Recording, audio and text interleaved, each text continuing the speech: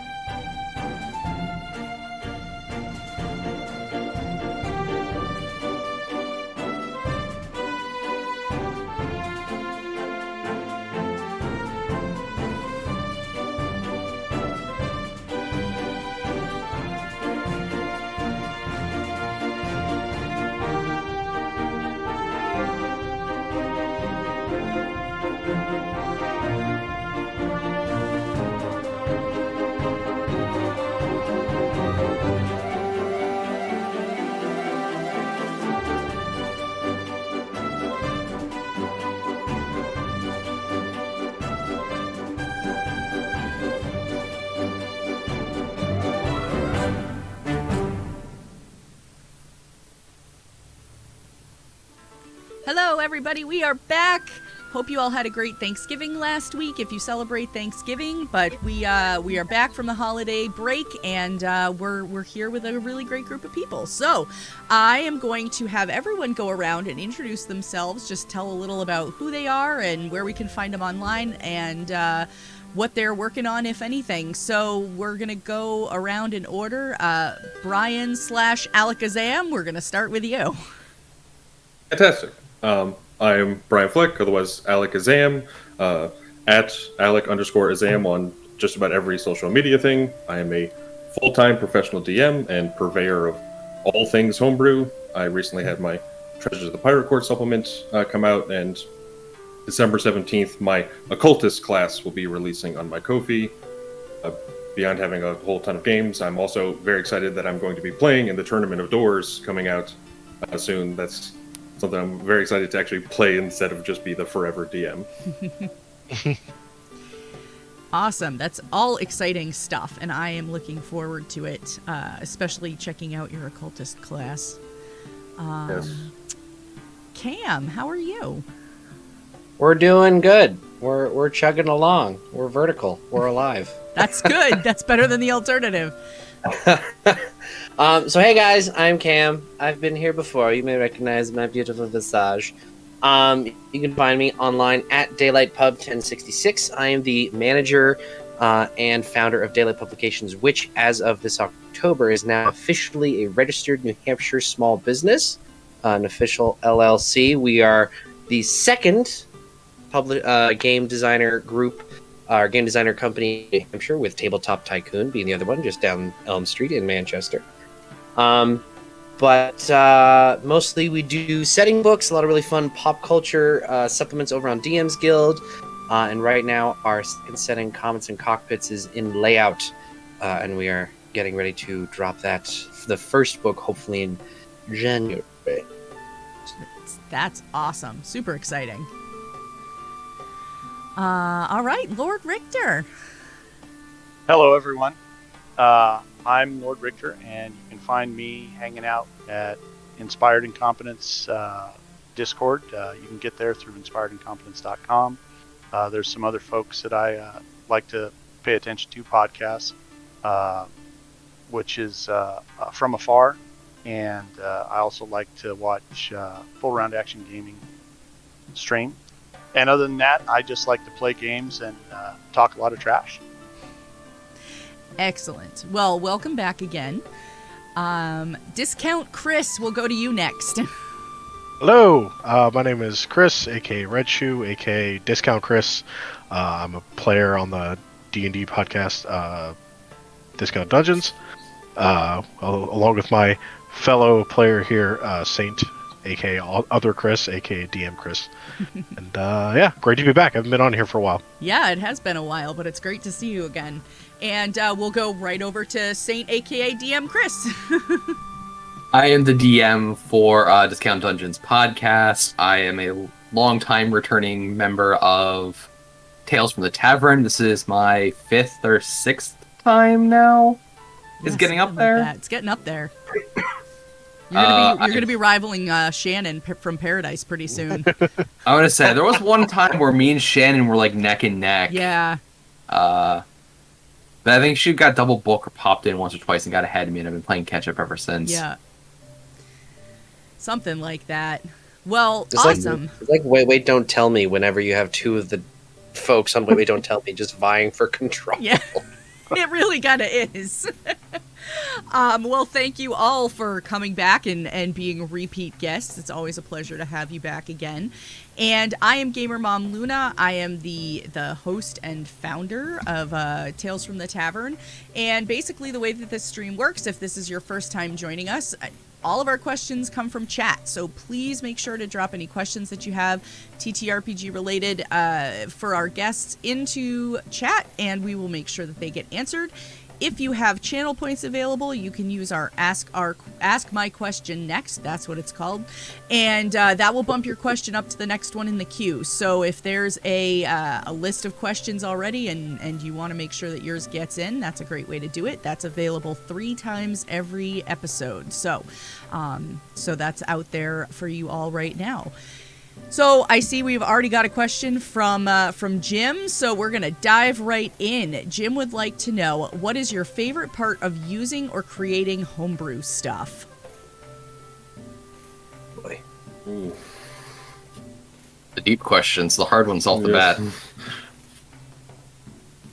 I mean, I can dive right in, because I actually just started a campaign yesterday. My offline home game started up again, and one of the things that I've always liked about doing homebrew stuff with them, or really with anybody, but especially with them, is there's no way to find out what's going to happen. Like, there's no spoilers for it. It's not like I can be like, oh, I'm going to look up such and such a location and, you know, whatever it may be. Or, for example, I was at a game store, one of my local game stores, and stumbled upon a campaign book of a campaign that I was playing for Pathfinder First Edition. And I was like, oh, we never got to finish. And so I was like frantically reading the book, trying to see how it like plays out. And so that's one of the things that I really like about homebrew, is that you can't do it. So one, there's no wrong way to do it. I mean, there's no real wrong way to do anything in TTRPGs, in my opinion, but there's no wrong way to do it, and there's no right way to do it. That's what I like. No, there's one wrong way to do it, is if no one's having fun. Yes. Yeah, there's that. That is true. I want to say, I think for me, it's coming up with something that ties into the story my players want to tell. Actually, a perfect example was one of the things I was trying to work with Kakal that's never going to see the light of day. The mutation of his feathers was... Chris was like, I don't really know what I want magic item-wise. It's just kind of a bird that shoots arrows at kids. And like... Hey! One time! It'll live on And in they infamy. never, ever let you forget it. Yep. No, we won't. That's stand by that decision, by the way. So I just had to figure out like a way to give him something interesting, and I'm like, I'm just going to spill magical elixir on him, and his feathers are going to become a magic item themselves. Like, so coming up with unique things like that is really interesting. And since I'm a huge science person, like being able to work actual physics into the way things function is a fun way for me to homebrew. My players have sat there multiple times. I've gotten there like, okay, how do the physics of this work? And I'll start finding math equations online. They'll just be like, Chris, stop! You don't need to know this. Like, yes, I do. It's a quest now. I don't really get to use much homebrew stuff. Once figured out the terminal velocity of a goblin. They asked, "What is the terminal velocity of a goblin?" Yep. I mean, all you need to know is it's the weight and the height that's being dropped from you. You can figure out the terminal velocity for anything. No, not weight. Mass. See, that's the thing. That's why I like making homebrew. Is like filling that gap. Is like, even if it's a silly gap or a stupid gap, it's like, well, there's a blank spot here, because for TTRPG you can't predict everything. You are like, all right, we have the basics. There's the fighter, the wizard. Then you're like, how can I get weird with it? And when someone comes with an idea that they're like, I had this thing and it's kind of stupid, but I think it could be cool, and you're like, yes, 100%, I will make this for you. Like, just that one little spark. a few moments for me where the players have given me, it's like, I really want this to work. I'm like, give me an hour. And Yeah, for homebrew things, my favorite is obviously the creativity that can go into it. So you can have an encounter of some kind, and then you can add a trait or special ability or feat or something that you get as a bonus for participating in that, or you just have somebody else's creation, right? If it's a magic item or something like that, you have someone else's creation, and then you get a chance to do something with it, and hopefully, leave a mark on the story that maybe shows up again later in some other campaign. So, I mean, that's the best part. Living on. I guess my favorite part, I guess, coming from the mostly a player's perspective, is just the new content, I guess. Whether it be a magic item or new homebrew campaign or anything. It's something different. Which if you've been playing tabletop RPGs as long as I have, you start running out of new things to experience outside of homebrew content, because you're like, I've played every class. I've played I've played through all the different campaign modules that are pre-written. Like you just things start without homebrew content. Things start becoming repetitive to some degree. Mm. I think for me, because I come at it from a different angle, doing it as a business and making homebrew stuff, because I think at the core of it, I like making stuff for the weirdos like me. I like just finding the weirdest pop culture thing I might have grown up with and turning it into something. I think, like, I made a druid circle based on Ben 10. We statted out 40 monsters based on Ben 10 aliens, and it was probably one of the strangest things I've ever made in my entire life. It has not sold at all on DM's Guild, except for like maybe 10 people. I'm like, yeah, those 10 people get it. They know. They know. And then, or like, I had a whole thing where I did a bunch of Bionicle stuff on DM's Guild, and I had a guy who told me that Bionicles don't belong in Eberron, and I was like, where the hell else am I gonna put them? But it's just making weird stuff that, be like, I just had this idea, I'm gonna whip it up in an afternoon, we'll see what happens. And if it doesn't do great, it doesn't do great. But I like finding the fellow weirdos who are like, I felt that, man. You made that for me, and I felt it was like, nice. That I can get behind. See, that's one that, like, I've actually made homebrew purely out of spite, where someone was like, you can't do that, and I was like, watch me. The challenge accepted moment. Right? Like, Yes. Oh, yes. Although, kind of looping back to what Luna said about, like, the joy of not being able to find out, like, how it's supposed to do, and, like, specifically, like, in this context of a homebrewed world setting, that's, like, the worst thing for a DM. Because it's, like, thinking about 7 major cities is hard enough. But then when you have that player, and Chris knows exactly who I'm talking about, who wants to know, like, the dirt of every minor lord in a 200-mile radius, you're just like, I want to die. Mm-hmm. Yep. I know exactly who you speak of. That would be me as a player, honestly. Yeah, but it's like one of those things, like, you can think of it, eventually you can get through it, but it's just one of those things, like, it isn't important to the story that was, like, the initial concept. It's generally not going to have any impact on gameplay. It's not going to do any of this. We just want to help you flesh out your world, okay? Yeah, that's how you have to look at it, but it is one of those things. It's not like I can go, just double check book this, and like you'll find all the information you need, saving me 14 hours of writing time as I intricately start building all these lords and why they like and hate each other and who's allied with who to answer the questions you're asking. I ran into an entertaining situation. So I'm running an Eldraine campaign. Those of you that don't know much about Magic the Gathering, Eldraine was one of the not super long ago sets, but it came out, it was very fairy tale themed. It had the whole go on adventure mechanic. Probably one of my favorite Magic sets. But I had a bunch of friends who were like, many mistakes were made in that set. I loved it though. It was great. I loved it. The Oko lore was is a awesome. mistake. Oko was a mistake. Oko was a mistake. I'm not denying that. Oko was a horrendous mistake. Then you have good old Rankle, little old bastard man of an elf.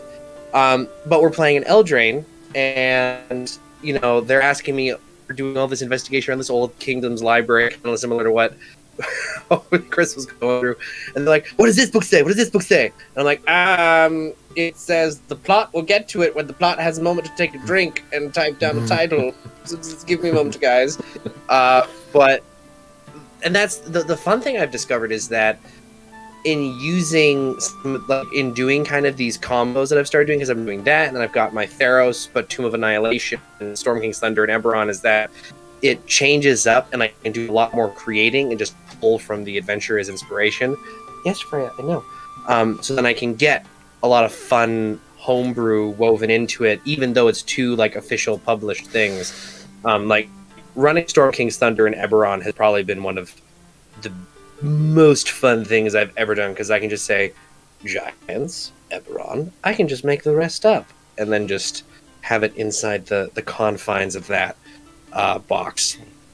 Like today the other day when my players fought two adult black dragons and the goblin kept getting eaten by one of the black dragons, and he keeps, "Eat me again! Eat me again!" Context for anyone who walked into that very wrong moment. Yes. Is that we're talking about combat. Yes, combat. I do understand Luna's desire to rip through the book. I finished a campaign and it ended early. We got right up to 3/4 of the way through, and then scheduling just destroyed it and it fell apart, because it's the worst monster in D&D is scheduling. And I was like, all right, and we started new campaigns with new schedules and this and that, and the group kind of split up. But I had a month and a half later, someone texted me at 2 a.m. They're like, "That one noble was a bad guy, right?" And I'm like, yes, he was. He called it. Leave me alone. Scheduling DC 40. Yeah, there's been so many times with a couple of campaigns that I've just wanted to be like, I need to go look this person up. And then I'm like, no, I can't, because I'm playing this right now. That would be bad. Yeah, I mean, you can have meta knowledge, you just can't act on the meta knowledge. Yeah, which it's actually true. makes the internal tension a lot worse sometimes. Yeah, it's true. And I have done that before. And actually, it was funny, last night in my home game, I called somebody out for exactly that, because, it was something that she heard relayed to my character, but her character was on the other side of the map. And I'm like, you weren't there, you can't say that. She's like, oh, right. That would make sense. Yeah, I had a situation where I was running games at home, and I was with my old group back home were very much rules lawyers. So if I flubbed one rule, I'd be like, "But in the book it says," and I'd be like, "Who's? I'm the DM, not you right now." So I got to the point where they, had read the monster manual back to front, and then when I was doing my podcast, still I got the Tome of Beasts from Kobold Press. So I was like, "Ha! No more monster manual. The Tome of Beasts. They don't know any of these monsters." And they'd be like, "It can't do that." I'm like, "Oh, have you read this book?" And they'd be like, "No." I'd be like, "It does do that thing." But believe it or not. so Tome of Beasts is such a good monster book. I love that thing. Where'd you go? Oh, there you are. Oh, gosh. All right, let's see. We got another question in from Jason C. Shadowbane. And the question is, any advice on running mysteries in TTRPGs? Actually, I got great advice from another DM that he said for mysteries and heists, the rules are the same, where he will show the entire map and let them plan out a huge situation, so that they think that they have too much information, but then it all goes horribly wrong and subverts that. And the same with mysteries, where it's you cannot lock any clues behind really high DC checks. Mm-hmm. It's basic clues need to be out in the open, and then clarification on those clues needs to be behind a high DC. They find it's you find a bloody knife, but special little lever on it that hides the poison in the knife, that is a high DC. I would say the advice I would have is kind of treat it like an escape room. each clue should kind of feed into the next in some capacity. I'm not a good mystery person. The only mystery thing I've remotely run was a Dragon Heist, and it can be easy for players to miss beats even when you're literally force feeding it to them. Yes. Man, my ceiling's really dirty. So I would say if you want, like, if you're designing from like a trying to put it into the campaign, like something that's already kind of existing and it isn't the crux of the story itself, I would have it as an accoutrement that can add details and make pictures clearer in the main story versus needing it to be completed to see the next stage of the story. Because perfect worlds or whatnot, even if you set something really low, like you could have a DC of 5, and every player could just roll a nat 1. And you're sitting there going like, I guess you don't see anything. So I would advise against putting story critical, like you said, like simple clues need to be out in the open. Like you can hide certain story critical things, but if you're trying to make a mystery critical to the story, you need to have some things that just don't have DCs. They need to be findable out in the open or with some creative interpretation from the players. That'd just be my advice. It's probably not the best advice. Again, I don't really run mysteries. I'm a combat guy. But I would say, like, so you could have the smartest person in the world on the table, and there's an inevitability that they're going to miss the subtle clue. Mm-hmm. And miss it again when you throw it in their face like a piece of pie. So just be willing and be very patient with your players. And there'll be other times that like they'll figure it out in 5 seconds and know everything, and you can't be upset about that either. If you're, in my opinion, if you're crafting a mystery and you're running, having run Shadowrun, which a lot of times has a mystery element to it, right? Because you got to find something, you got to complete your job, you got to do a little research. You got to be patient. You got to stick to what you're, what you've set out, and just be patient. They'll catch up, but you got to be patient. I mean, I had a shaman that they were looking for in a campaign, a guy called Charles Mini Masks, and then I called him Old Ringtail, and made all sorts of other allusions to raccoons, which they didn't catch on to until the very, right as they're about to face the big bad guy and got them fighting somebody, and then my NPC and another villain are going at it. So they're kind of, they're there for the fight, but they're not in that, deal. But it's being patient, staying with it, and sometimes even, switching up what you've got. So you might have to, in some case, like you planted a clue at the red brick house, and you said, go to the place that's colored like a firehouse. And they went to the yellow house. And you're going, oh my God, how did you, sometimes you might have to adjust a little to get that, especially if it is a story critical element. But patience, let your thing unfold, and they'll get there. I think for me, I've played a lot of City of Mist over the last couple of years, which if you guys have never played City of Mist, that is like peak detective at RPG as it should be done. And the great thing that City of Mist has, it has the whole, you can do a montage. Like there's a whole montage mechanic, which is super fun. And it just, in all, it's a very cinematic system. But I think when I like to build adventures, I think of it from a filmmaking standpoint, because I did a bunch of film classes in college and have a certain filmmaking. And, look at any episode of a crime, Blue Blood, CSI, anything of those.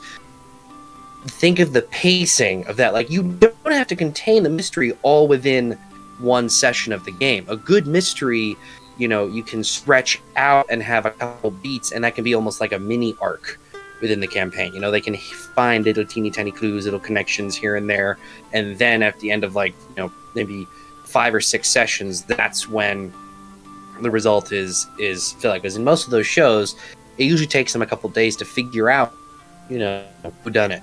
And I think that works really well in a game. I also just finished watching Castle, which was a fantastic show, which I think also does, mysteries very well, because of course you have Nathan Fillion, who's just incredibly charming. But I think just stretch it out. Definitely, I think what you guys are saying, like, DCs can, get in the way, make it more cinematic, make it feel more like a movie sometimes, more like a show. Let the narrative go where it does. Don't be afraid to throw in a montage. So, and Castle is an excellent example of where you have the plot going and then it just kind of goes and stops because you're kind of stuck. And then it's, hey, we need a crazy castle theory to give us some more ways to look at it. I mean, I think they say that like 5-6 times. Oh, yeah. At least, in the season I'm watching, because I am watching it too. Mm-hmm. And that's a perfect kind of mechanic where if your players get stuck, you can drop somebody and then they drop a bomb that can start them off again. Yeah, if you're DMing a mystery, expect to lose about a third of your sessions to party conversation that does not advance anything at all. And that's totally fine. Well, I was going to say... dirty ceilings. Yeah. Well, I was going to say, again, coming from the player's perspective, it's really easy to fall into the trap as a DM of, like, thinking the connections between things are obvious, but that's because you already have the full picture. Like, yes, of course it's obvious to you. You already know what's happening. Like, you understand the full thing already. Coming into it, from the player's perspective blind, you may not, like, have anything close to the right idea. The way I think about it is, like, when you're playing the game, I can't forget the name of the game now, where it's like you give them a clue about what words are on the table, and then they go with it in a completely wrong direction. You're like, no. Code names? Yes, code names, thank you. You say the word gray because there's, like, a lot of things related to gray, and they go, oh, pencil, because it's got gray graphite in it. It's like, no. That's not what I meant. Yeah, that's actually a very good point. Like, it is, from a designer standpoint, like, very easy to go, why are you not drawing these connections? Especially since you do have the full picture. And even, like, if you've played for a long time, like, a lot of people who run DMs, especially, like, those that are professional, like, you have read so much lore about the worlds that you're playing in that a bizarre connection that's supposed to be, like, a huge highlight is probably common knowledge to you. Like, I don't know how many times I've pulled out a random fact about D&D, and my party's been like, wait, how did you know that? I'm like, I don't know, I've been reading these books for 20 years. What do you want from me? What do you want me to do? So, like, from a designer standpoint, and you are going to have the full picture. Chris is very right, and that is, I think, a good point to touch on. And you'll also have, especially if you've been designing for a while or playing for a while, this just library of eccentric knowledge that, other than maybe this one thing, would never help you. And it'll like, oh yeah, this is totally an easy connection because in book 505 of the Driz, he talked about this, which was linked to this, and it's just like, how many people remember those minute details from Saboteur novels? I mean, luckily that was not how Dragon Heist was built. I mean, there were some things that if you knew, like, lore about Waterdeep, the clues were a lot easier. But, I think sometimes with that, like, being able to, like, improvise on the fly, because if you write the perfect crime, like, as a DM, you're like, all right, well, then they'll find these clues, and you just, this and that, you don't want to change it. I think it's something that even, like, great DMs can be very stick in the mud of, like, no, I wrote this mystery, and it's going to be exactly this. I had my players, like, find the killer immediately, like, 20 minutes, they're like, okay, this clue, it's this guy. And I was like, damn, I was like, I made it too obvious. So then I changed it, and I'm like, okay, he gets arrested, he goes to jail. They find his body the next morning in the prison cell, and they, like, down the road, they learned, oh, it's a Jubbik had possessed his body. But, like, I just changed it after, because I was like, all right. But I had other times where they couldn't figure it out at all, so I just dropped some new clues and changed the identity to make it easier for who they were leaning towards. There's a section of one of the Pathfinder First Edition campaigns that is it even says it in the DM's guide for that campaign, like that it is intentionally meant to be confusing for the players. And as somebody who was part of the group going through it, we hated it. Absolutely hated it, because we felt like idiots. Like, we felt really, really stupid for not being able to figure out what was going on. And we would try to give that feedback, and we would just be told, well, that's how it's written, and it's like, then you need to change it, because obviously it's not working. Like, if we're not figuring out what it is that we're supposed to be figuring out, then something somewhere isn't working. And we are never going to move past this if you don't. So it's really challenging sometimes if people get too stuck in not providing enough help, but also can't adapt to change it if the help that you give, like you said, the answer gets figured out too fast, or if it's taking your party like 3, 4, 5 sessions to move past what they're stuck on, probably time to change something.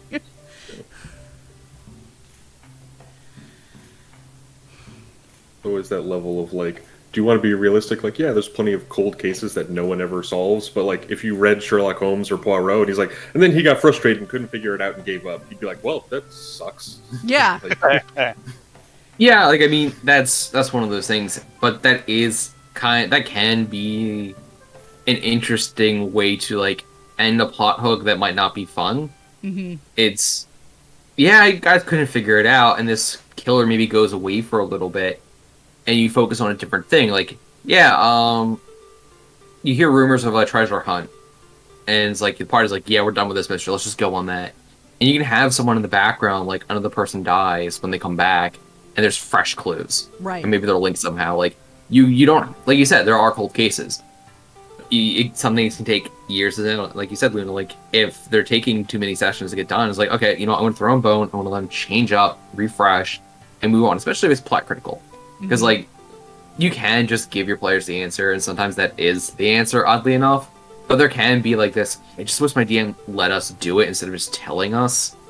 Because I know Discount Crew has, like, had conversations about things like 3 or 4 or 5 sessions, like, yeah, I can't believe we missed that, or like, I'm like, yeah, this is up, but like, I just didn't want to force a specific story plot, or like, the best example was the ballet arc in season 1, where my players were like desperately trying to leave it because we were height of COVID real life, and we had started the plague arc before we were forced to quarantine in real life. No. So they were playing through COVID in game and in real life, and they're just like, please, can we end this? Please, can we end this? Yeah. So there's this whole thing about, I got a lot of comments about it, because I'm not generally considered like a nice DM. I'm the person who's been like, I'm going to let you sit on this hook until you figure your way out of it. And I just explained how they got out of the city. Like, here are all the steps you need to do, like, on stream, and it was like, thank you. Thank you so much. We fast-tracked it out of that city real fast. Yeah. And I had a lot of people comment, like, wow, you just gave them the answer, it's not like you. I'm like, they were begging me in real life to end this. Like, you have no idea. Like, it was every session, just like, can we not? It was a little too COVID-ception. Yeah. Yeah, a little bit. Too real. A little too real.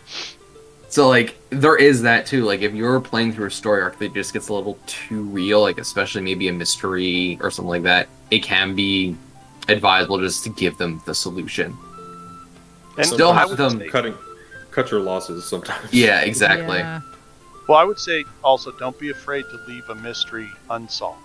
Yeah. Because good, if you've got them in it good and they're confused, but that villain has left a mark or something, so that it bugs them, that can be a great thing to leave and just leave it unsettled. Like you said, you could hear about additional deaths or similar deaths or something. And it could be something that's kind of in the background that could sort of haunt them through a campaign, at various city points. And it's like, and It's like, we saved the kingdom, we saved the world, but we couldn't stop this one guy in this backwater town. It could be that one little thing that gets them and then, makes a campaign memorable. Mm-hmm. And I mean, that's what we're doing when we play, is we're trying to make memories and have those things. So, don't be afraid to try all the options. I mean, as long as ends up being fun, you got it. Yeah. Slow burns are good sometimes. But like, it's one of those things. Like, if you're running something that like is going to be frustrating, check-ins at the end of each session is very important. Yes. So like, if you're planning like a hard mystery, like warn your party head up, like this is going to be difficult. There's going to be points of frustration. I know that can be kind of fun-sucking, but like if it's something the party requests, like we want this like deep, hard mystery, like give them a warning. It's like, you asked for this, I set it up like this, like be prepared for it, and have check-ins like, is this too frustrating? Are you guys enjoying yourselves? Mm-hmm. It's something that I've learned doing the podcast, that check-ins at the end of each session, something we did anyway, are very vital for judging how to tweak a story. And it's even more important when it might be hitting home for a way like that just doesn't, that you wouldn't be aware of, or doesn't come up in conversation with the player. Like, some players might not like the fact that they might have gotten out of a relationship that they're gaslit in, and they just don't like the way that these clues are reminding them of this person lying to their face constantly and changing their perception. In that case, you just give hard clues, you remove those elements, or you just walk away from the storyline. So being able to adapt and respond to your players is very important when running anything that can be stressful. It's probably the best way of putting it. Somebody had a suggestion a couple weeks ago too, which I thought was a really great one, is also doing check-ins at the start of a session. Mm-hmm. And that can help you gauge whether or not you even go down that path in the first place. Just like, it doesn't have to be anything in depth, but just like hey, on a, scale of, 1 to on fire, how are you guys feeling tonight? Like, if somebody's like, yeah, I'm ready, like, I'm pumped, let's do this, throw everything you got at me. But then you have one person who's like, guys, I really just need to kind of take a back seat. I'm not, like, mentally here today, whatever whatever the reason might be. Sometimes it can help prevent getting into some of that stuff before it even happens. Mm-hmm. So, yeah. I actually had a player that, like, this was a couple months ago, but we were starting. I was like, "Oh, how is everyone feeling?" And he's like, "I had the worst day of work in my life. My boss screamed at me for 45 minutes. He's like, I need to kill something and I need to do it now." I was like, "Oh, you get attacked by bandits," and he's like, "Good," and he just like went nuts. Yeah. All right, let's see. Diagnosed Matt, who was hanging out in chat, said, had a question that was, if you could change one spell in D&D, what would it be? Ooh, there's a lot I would change. So much I would change. But I'll go last. It's a tough one. It is a tough I know one. a common complaint is True Strike. It's a terrible spell. There's a lot of bad spells. Yeah, the number one for me that I would change is actually Weird, the 9th level spell. Oh, it is garbage. It's the worst 9th. Like, everyone's like, oh, like Friends or True Strike or like this or that. And I'm like, no. Like, those low level spells, it's no risk to do a crappy spell once in a while. Wasting a 9th level on Weird is heartbreaking.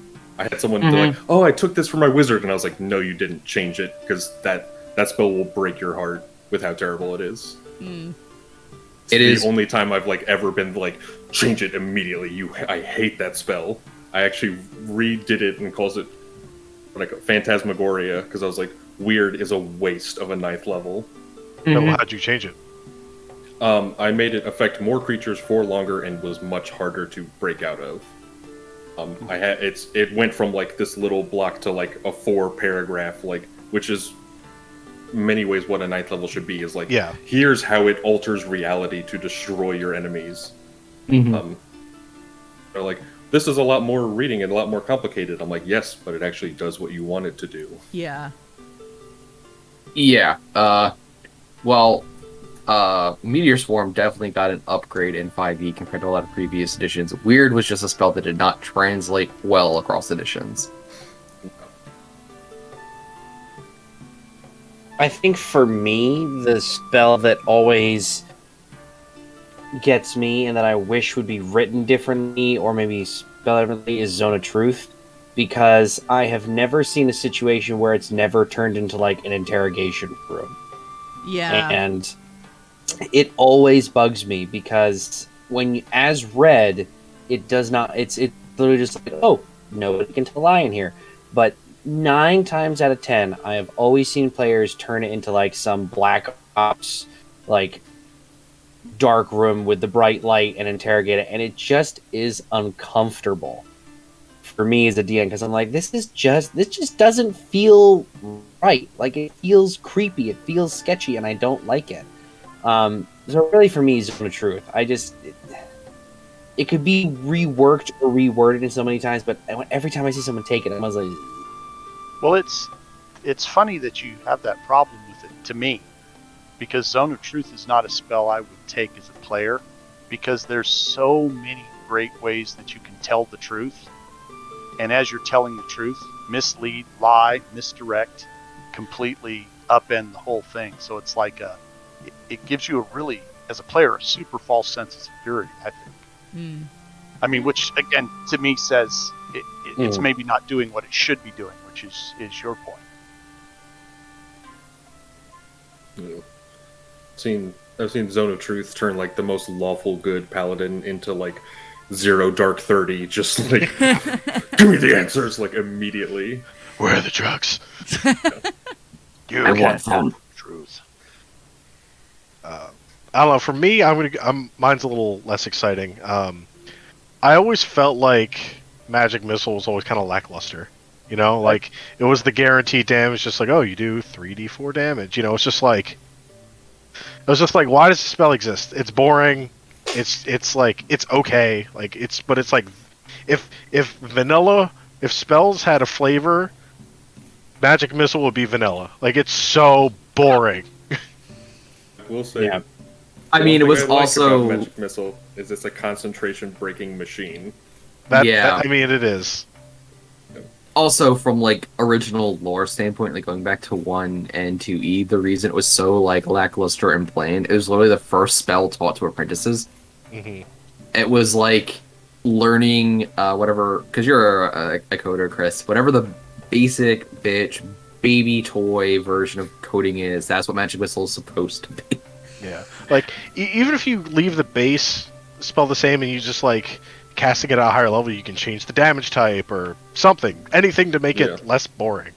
Yeah, that's fair, and I think that is one of my greatest gripes with 5e is how little elemental swapping of damage can be done. Like, besides Fireball and Lightning Bolt, basically blowing out anything between 3rd and 5th level in terms of damage, which is a huge balance error on Wizard's part. Because honestly, once a wizard or even like a cleric gets access to Fireball, that is one of the few damaging spells they will cast if there is multiple targets in an area. it's better after that. Yeah, it's better than what is it? Divine Fire, Pillar of Flame or whatever, the 5th level cleric version. It is worse Fireball. It is just worse Fireball. I think if we could upgrade it to like ability, I would switch up because spells I've never been to. Yeah, there's also an The over-reliance ability- on dexterity as a saving throw thing in 5e. Yes. The ability that has always driven me nuts is Wild Shape for druids because it is so limiting. Because like the druids I'm always used to were WoW druids, and I always loved WoW druids because you have your travel form, you have like your water form, your flight form, and with Wild Shape in 5e, it's like you get 2 shapes per 8 hours. When it's like 90% of the time when I have someone who plays a druid, they're like, I play a druid so I can turn into things. I'm like, well, you can turn into 2 things a day, or you can play a moon druid, and then you get more, but not many more. And I wish they'd tweak it so you could get more of the animal shapes, like rather than, because with druids in my games, I've always said if you play a druid, okay, you can have a base travel form. I'm not going to count that against like your wild shape slots or anything. You just turn into that if you want, and then you have the wild shape. So that's always been one of them. I wish they could turn into stuff more. I think they should have just made it 1 change per like the proficiency bonus. Because at 1st level and like to 3rd and 4th level, 2 times is fine. It really is. It doesn't get painful or very limiting until level 5. At least in my opinion. Like, you don't want, like, being able to turn, especially for like a Moon Druid who can turn into a CR1 monster, if you can do that 3 times at 2nd level, that's a little much in my opinion. Because that's an additional, like, 90 hit points that character just suddenly has. But, like, I do think it should have scaled with the proficiency bonus. Like, a lot of things they started doing in Tasha's. I think that was a good correction that they did moving forward. But back to the spells. Haste needs to change. Weird needs to change. I think Charm Person needs to change because there is a lot of creepy context with it. Like, it doesn't personally bother me too much because unfortunately a lot of people just default treat it like Mind Control, which is Dominate Person, which that kind of does align, but it's also a 5th level spell from a villain standpoint. Like, what do villains do? They brainwash party members. Like, it's kind of tropey, but at least there's a place for it there. But like Charm Person is just the spell all bards take, and is the reason the horny bard trope exists. But all it really does is goes, you're the suave con man for an hour to this one person. Like, they won't. That's how it's like written, but it's never treated that way. And I think that's maybe because Wizards didn't like word it strongly enough to imply that. As everyone says, True Sight needs to change. Erupting Earth, Tidal Wave should probably be treated differently. Dimension Door should be able to increase its range. Sonic Snowball Swarm is utter fucking garbage. I don't even know what that spell is. Dust Devil could have been changed because it's slightly better than Gust of Wind, but really isn't. Most of the summoning spells that require more than one action generally are not worth it, especially like Conjure Minor Elementals, which is the 4th level spell that essentially does nothing. We don't need the whole list, Chris. Like I said, I could go on for a while. I'm So you very wanna familiar rewrite with the the spells. book, is what you're saying. You want to Right, rewrite pretty it. much.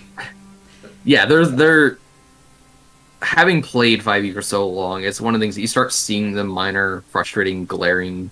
Like, at first there's minor little scuffs, like, oh, it's not a big deal, but after, like, your 5th year of playing, it's like, no, this is a glaring mistake that should have been caught before it came out. I actually had a buddy who did a complete rewrite of 5th edition and made his own book. I have it over on my shelf, but they did a complete rewrite of 5e, scrapped classes, scrapped races, and they built a life path system. So every time where you would level up, you just pick one of 2 options, and then you go there, and then you pick another 2, and then you go there, and you pick another 2, and you branch off. And here, let me, hold on, I can grab it off my Actually, bookshelf. speaking of rewriting That's cool. systems, that's what I've started doing, kind of. Rewriting D&D. Rewriting, All of it. rewriting, yeah. I thought it was more of your own system. This book. I mean, I don't it is very heavily D&D inspired. Like, it's sitting in our Discord, and I know it's sitting on Luna's too. It's like 31 pages of information at this point. Damn, is that book available anywhere? Yes, you can get it on Ttrpgs. It's by my buddy Adam Hancock and 2 other writers. He was my partner for Supers and Sorcery. But this thing is 472 pages. This is pretty Not much sponsored. not sponsored, but like this is like he completely rewrote the player's handbook and monster manual, and it's all in this thing. This is one whole system. But it fixes a lot of those sort of glaring errors with 5e. I have yet to finish reading the whole thing, but I will at some point. I mean, it's a lot of pages. I mean, the internal RPG player's problem. Too many books, enough time. Like, I need to master the Fallout RPG in the next, like, 3 weeks. Oh, yeah. That was one I could never wrap my brain around. I got it to review, and I could not make it work in my head. I struggled so hard with that one. And I have tons of buddies who love Fallout. Like, oh, you do it for us? And I was like, I'm trying, guys. It's not working. Does not compute. Yeah, this one here, when we were out meeting one of our friends at KOP near us, he was like, hey, get this, run it for us. And my brain was so tired, I'm just like, sure, whatever. And I foolishly promised them a one-shot using the Fallout thing that I still have to read. What? Chris, it was me. I was the one who convinced you to buy Yes, it. that's why I said the person here with me. Oh, sorry. Yeah, I've got. Yes, we all know it's your That was fault. that looking at the ceiling, not paying attention thing again, I think. Yeah. Kind of I wasn't sure if you meant me or if you like forgot who was there. No, it was Yeah. technically all of your faults. But mostly Yeah, you. You were trying to convince I've me got to buy it. I was like, Mason. no. I don't want to Yeah. spend $60 right now. Chris, you buy it. And he's like, all right. Yeah. I've got Vaesen, which I still have never run. I really want to run Vaesen. I've got Blades in the Dark, Band of Blades, the Dishonored RPG, which I really want to play. Tales from the Loop. What else have I got? I have the Dragon Age RPG I love the Which I I Dragon heard really Age good things RPG. about that. from a buddy of mine. I know nothing about Dragon Age, but he's like, Harry, you might like this. Can I have like $10? And I was like, sure, $10 for like a 500-page book. So I got that, and then what else have I got? Oh, and then I got a bunch of Kickstarter books coming in soon, hopefully. I hope. I've been waiting on my 5e Iron Kingdoms for like 4 months now. I'm like, please come in. Please. I think the next book I have coming in from Kickstarter is Aether and Steamworks, the next edition of Aether and Steamworks, but that won't be until sometime in the late spring, so yeah. I got Wait, Just Coyote marked off on the calendar. Pro. Yeah. See, I'm counting down the days to a friend of mine is doing a new setting for 5e called Belarius. That's all about like it's like 18th century whaling, but you're hunting sky whales. So it's like very like Moby Dick in the sky, and I'm like, I need this setting book to come out. I got like a couple weeks. He let me see Sounds a pretty preview, cool. and I'm like, oh, and I've been freaking out about it for like a month and a half. That Yeah, sounds I've got- more like torture than a preview, though. Yeah, Like, here, I know you want this. You can have this little sample. Yeah, He's Luna like- is a playtester in my next setting server that we're hopefully launching. So she gets to see all the cool art and all the teasers when it comes out. But that's going to be Posted. an elemental punk post-apocalyptic setting. We got rid of all the D&D races, so they're all gone, all original ones.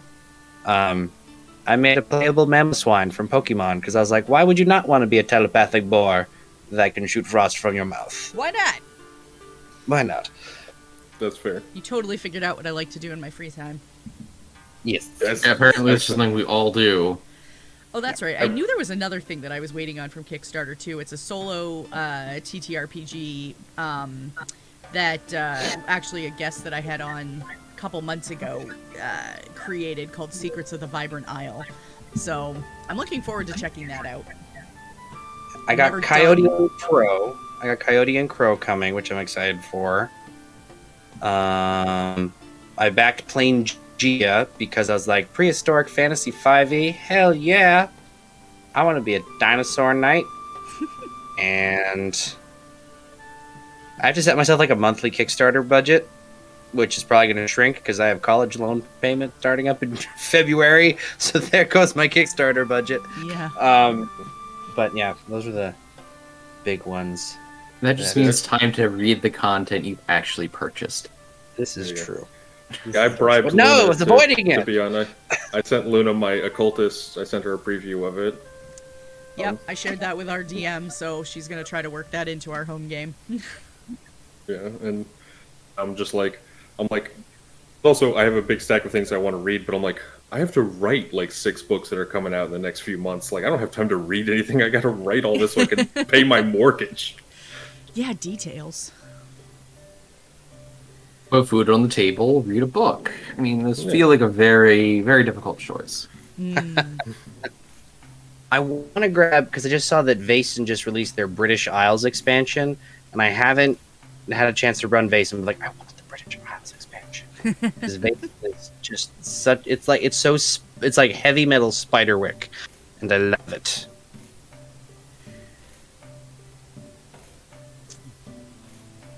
All right, let's see. We have one more question that has come in from Zeal Zaddy, who would like to know: characters work hard to circumvent most combats. What do you do with your combats? Force them, move them, lose them, or something else? I have never met a player that tried circumventing combat. I don't know what you're talking about. That is true. Yeah, I honestly don't. even when I've told them to avoid combats, most of my players will run headfirst into the combat. But on the rare occasion they actually do it, unless there's like a big reason, I just either move it to another time period or just and let it go to waste. Like, if they actually were able to get around it without doing anything or anything like that, yeah, they win. Congrats to them. But yeah, I have not really run into that issue. In fact, I've generally had my players trigger like 5 encounters all at once, and I'm like, I shouldn't do this, but their stupidity has earned this. Like, literally, all they did is like, they burst into a dungeon, into a guarded room, and then ran by all the guards into the next room, down the hall. I'm just like, I guess you're triggering everything then, because they're going to hear the screams of the guards, you pounding down the halls, people are going to open doors to see what the hell's going on. Hey, your players are just being efficient. They're gathering all the bad guys in one place to blast them all in one place. Come on. You should reward that kind of behavior. We're just trying to make efficient use of fireball, okay? It wasn't even you guys. No, it wasn't. I have no idea what you're talking about. It was one of my Saturday games with my family group. Okay. I've never run into scenarios where I've had players avoid combat. I've always had groups that are always up for it, but I've always had, except for my home group. My home group were all like hardcore, like video game grinders, so they like only really want to ever fight and like nothing else, and it got very boring very quick. But the groups I have now always try to find creative solutions to avoid fighting if they can, but if they fight, they're always down. It's great because they try to find very narrative ways with their characters to, like, you know, would they fight, would they not fight? They try to weigh all the pros and cons and everything, and then they'll go one way or the other. But I would rather have a group who'd be willing to work on it rather than one who just like will dive in only because they want loot and XP. That always would grind my gears back home, because it'd be like, hey, I have this cool story element. I don't care. We got to get to level whatever. We need this. I was like, okay, whatever. I guess we're fighting. Well, correct me if I'm wrong, and this may just be a house thing I have played under, but I seem to recall that if you overcome a combat, like if you bypass them for some reason, sneaking past them or whatever it is, I mean, you still get the XP for it. At least that's the way it's Depends on the supposed to DM. work. You should. It depends on the DM. Because I know in some of, like, in 5e, it doesn't actually say how experience is awarded except by combat. It's very vague. I know in previous editions, like, there were very, like, hardcore, like, if they avoid the combat encounter, they get, like, half the XP. And things like that. But generally speaking, as long as this is a challenge they actually overcame and they just didn't, like, avoid it completely in the context that they weren't even in the near realm of it story-wise, it's perfectly fine to award the AP. Like, if they go, you have a dungeon that's set up, and they go, yeah, we're gonna go 3 towns over and start a Cider Empire, then yeah, you don't award that experience for avoiding that encounter. Yeah.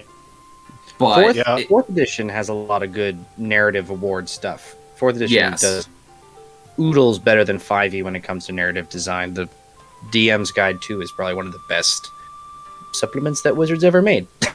No, honestly. Not to try to get too far off the topic of the question, but like that is my biggest thing I have against 5e is that the rules leave a lot to the DM, which is totally fine, but then they don't explain experience in any real fashion, and then they only assign experience to monsters, so it makes it seem like it's the only way you get experience. I wish, for the love of God, they had never assigned experience to monsters, because then no one would have that wrong notion. If they didn't put that value in the monster section, we wouldn't have this problem. I mean, there is experience points awards in the DMG for other things like overcoming traps, obstacles, and hazards. But who's read that? Me. Indefinitely. Well, yes, we know that. Your DM should have read that, I believe. But the thing is, like, generally speaking, like, unless the trap is, like, a monster level encounter in and of itself, the experience points are very, very limited. Like, picking a lock is said to be worth, like, 50 experience points. But it's, depending on how you read it, in interpretation, it could only be to the person who directly picked the lock, or it could be the entire party. but then it's 50 experience points divided by the entire party, which Right. is nothing. So the awards for overcoming certain things were not well versed, and do require the DM to sit there and go like, either Or just- award like. Just circumvent all that because like every game I run, I do levels up by milestone. I don't do Yeah, experience. milestone is the way I have moved towards doing it. It's Like, like my you, one you group, level up when I want you to, and that's it. Mhm. yeah, like my Saturday group, they like numbers. They like the experience points. They like the math, so they get that occasionally when I'm in the mood. Yeah. But I mean- discount is 100% milestone, and it's made life so much easier. I mean, the way I look at it, whether you're doing experience or milestone, shouldn't make a difference because if you want them to level up at a certain time, you just award them more experience anyway. Yeah, that's Yeah. essentially what milestone is. It's like this is all experience points you need to level all at once. Yay! I will say to go back to the question, like a big one for me is I've had many groups that want to avoid combat and be like pacifists and be like, let's talk these guys down or let's see if we can like calm down this monster to do this and that. And there's plenty of times where if they're creative and they have an interesting solution and it's more complex than just like, hey, we'll leave us alone. We made a persuasion roll. It's like it's going to be harder than that to talk down a starving bandit or a rampaging owlbear. Yeah, Like, it if also comes they're down to the good effort about they it. put in. Yeah, like if they are good about it, then yes, I'll be like, okay, you bypass the encounter, you're good, move on. There's some things that cannot be talked down. I've always maintained a hungry wild owlbear can't be negotiated with in any way. It's going Unless to you kill throw meat at whatever's its moving. face. Exactly. Yeah, Yeah. you just hunted a deer, you give it the deer, you avoid the encounter. Otherwise, it's going to eat you to get the deer. Well, I don't know that you avoid the encounter. I mean, I think you've had the encounter. Yeah. I think your Okay. shorts tell you had the encounter. I think I'll rephrase. I don't- You avoid the I've beak to never the been that face. close There to we a go. bear, Yeah. let alone. Yeah, I have a snare right now with my Storm King's Eberron game where because I've kind of mixed and mashed things here and sort of reworked things here, which the giant lore in Eberron makes it 20 times better to put for Storm King's Thunder because the whole context of if you've never read any Eberron lore, golden. Group is going to meet with the Chief Gu or Ga, the head of the Hill Giants for Storm Kings. And so I have Team Sneak and Team Talk. So Team Talk is going to walk right up to the front door of the Hill Giant Lodge and be like, "We would like to talk to your chief."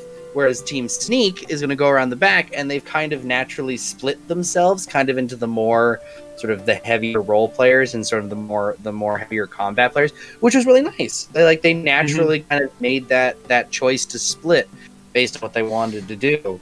I am very excited for next weekend to see how that goes because, I mean, that Hill Giant encounter. Hill Giants are not terrifying on their own, but I think in that lodge there's like 8 or 9 Hill Giants as well Yeah, as Chief there's a lot. So it's like, oh boy, it's like, even against 6 level 10s, it's gonna be interesting. So here's another point I want to bring up from a DM's perspective. And it's actually something that came out in one of the recent recordings we did / streams. Is combat does not mean killing everything. Yeah. My enemies should flee unless there's a fanatical reason for them not to. And I have to give props to my player was they were told to wipe out the enemy. Just wipe out these people. And they literally captured everyone instead. And convinced a dragon to side with them. Well, okay then. Well, spoilers. Also, we weren't told to kill everyone. Not exactly, but anyway, that's besides the point. Yeah, you were told to spare the kids. That was about it. Excuse me. Wait, those are the kids he Intelligent. shot at, right? So he was really making the A+ effort for this direction. Two different wiping characters, out, unfortunately. and he, Yeah. oh man, Yeah, I thought I sorry, had that- you covered there, buddy. My archer bird was campaign 1. He plays Rimpy the assassin now.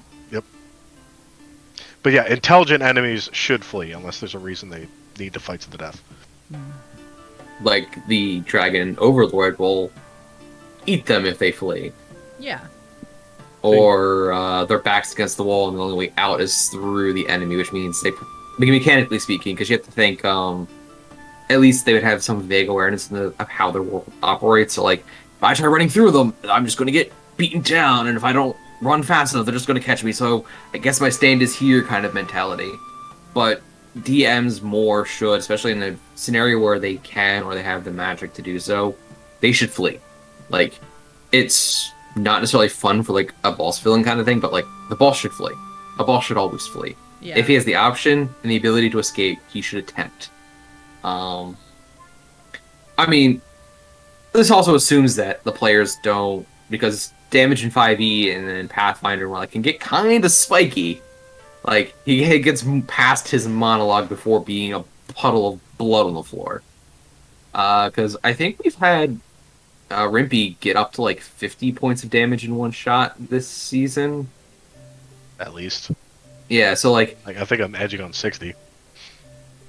Kind of my point. Like, if you crit and spike damage, you can drop a boss in like 2 rounds.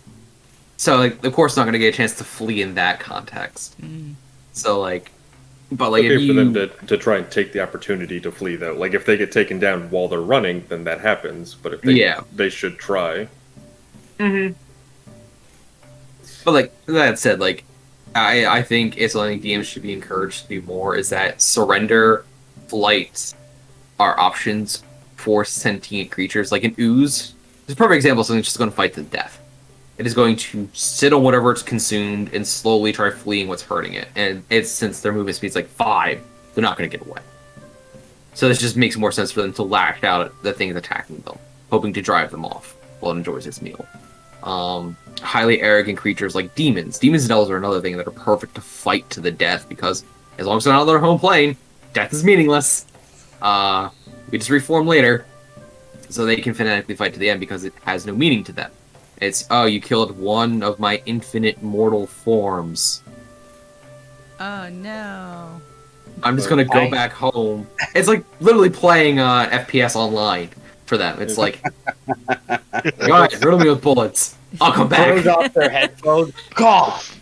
I had a moment Fucking where cheeser!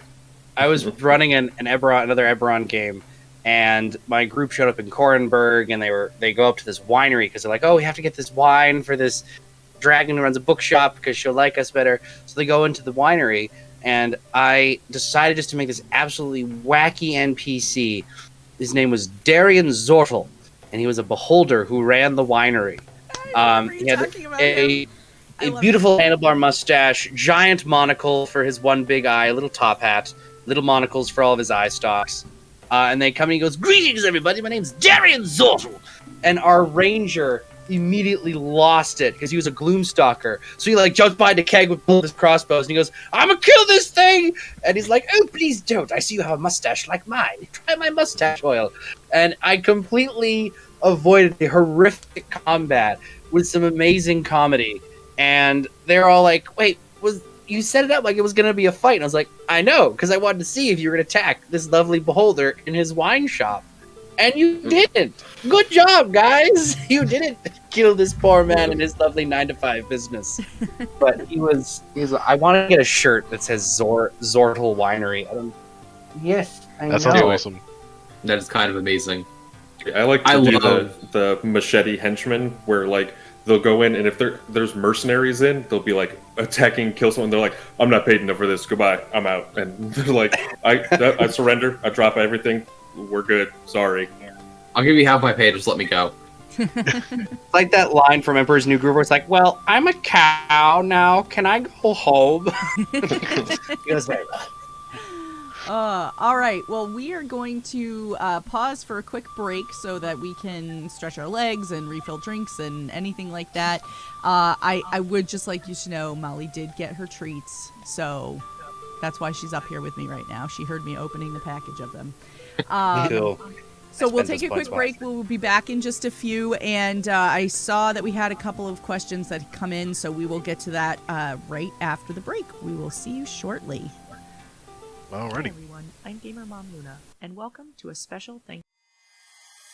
In a world where heroes stand tall,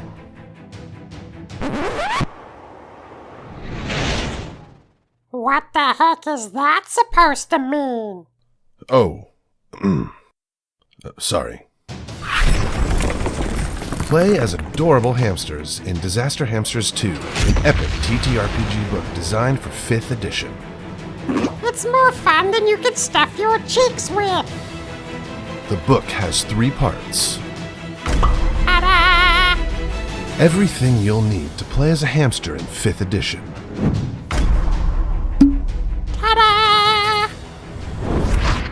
A whole sanctuary full of adorable sentient animals for your hamsters to explore.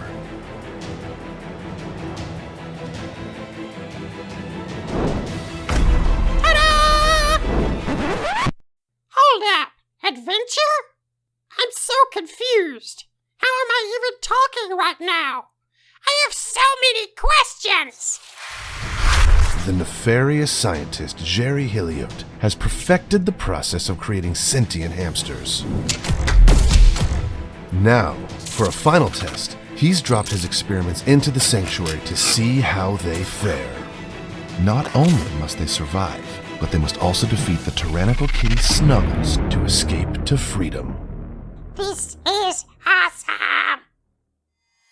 We need your support for Disaster Hamsters 2 to happen. We'd love to have you on the team.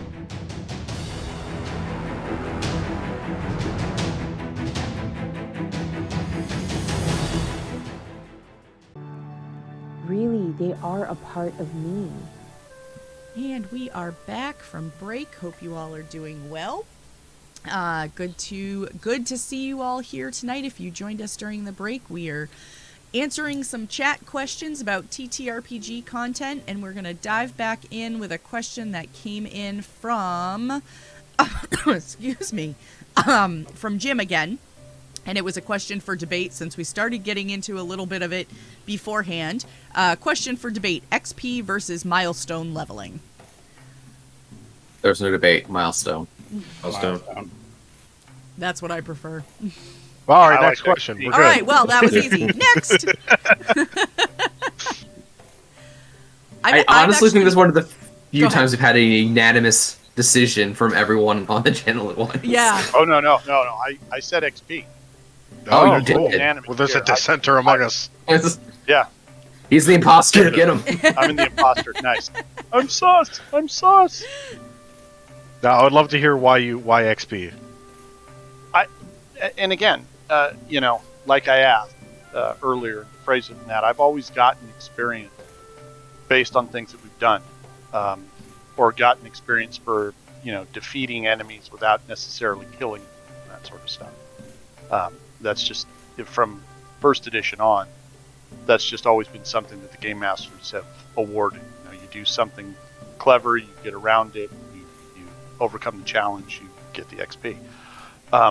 I just like it because it's number crunching, and then I know as I'm approaching that next level, it just adds a bit of excitement to me that I'm closing in on it, and I have that as a reminder when I play. So, I mean, yeah. The thing is, if I'm only getting big fat XP drop every so many sessions or something, then yeah, it may essentially be the same as milestone. But I've always enjoyed the XP element. So That's a fair argument for it. Yeah, I think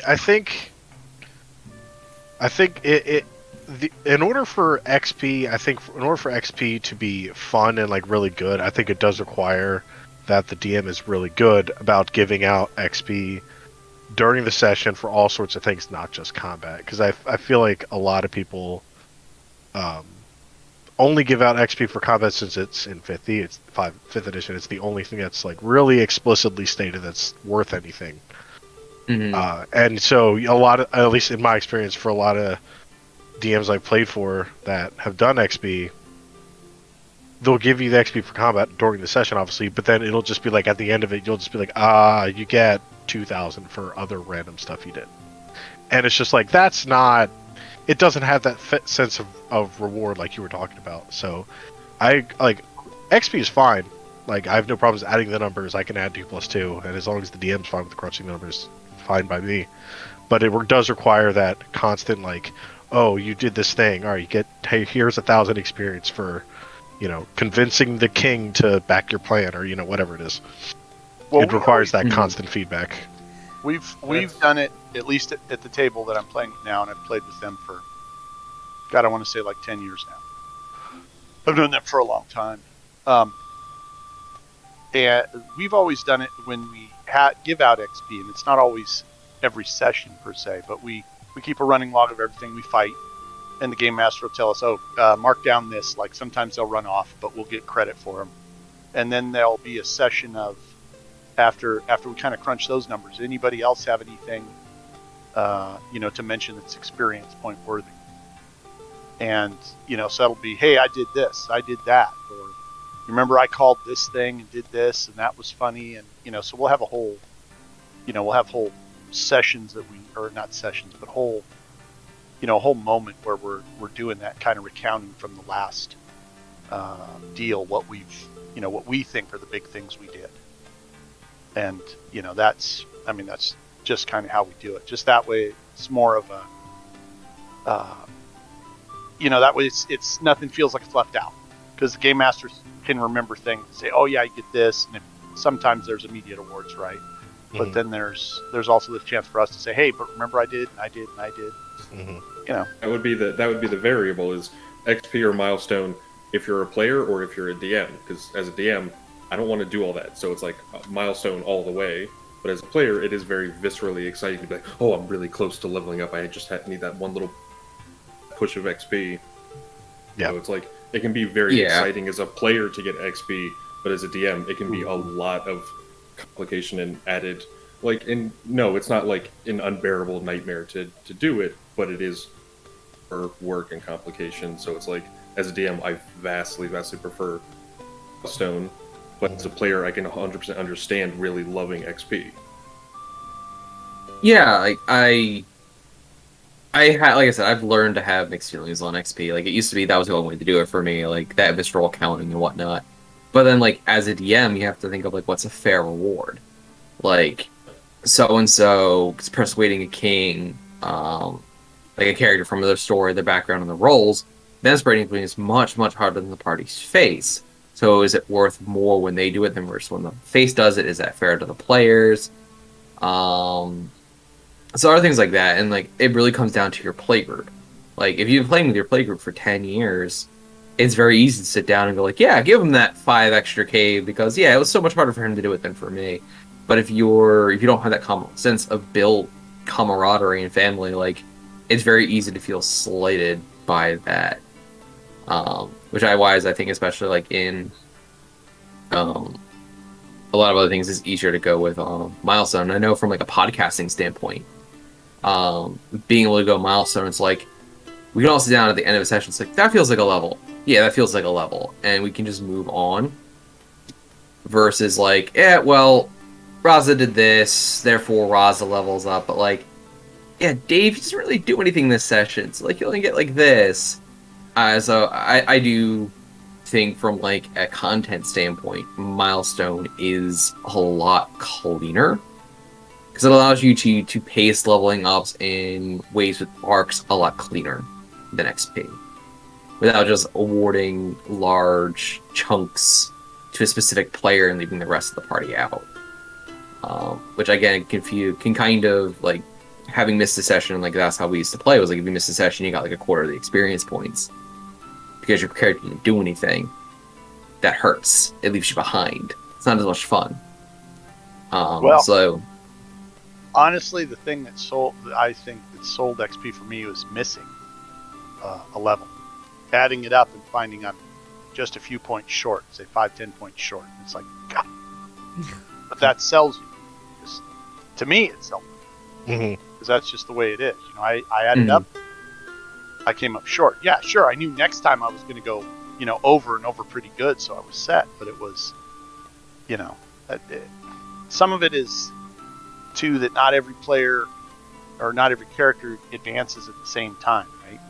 I mean, in real life, we don't all get the brand new job at the same time and go from level 4 to level 5, right? We all have different pacings, and so that makes it a little more, to me, a little more unique, a little more. Yeah, like you know. Like, I'm not discounting that. I just know from like a story balancing standpoint, when you're trying to get a podcast out the door, having to account for players that are of different levels can be complicating at times, because they'll go down quicker towards boss fights, and things like that. It's not a huge deal, generally speaking, but from a content standpoint, I just learned to prefer Milestone because it's much cleaner.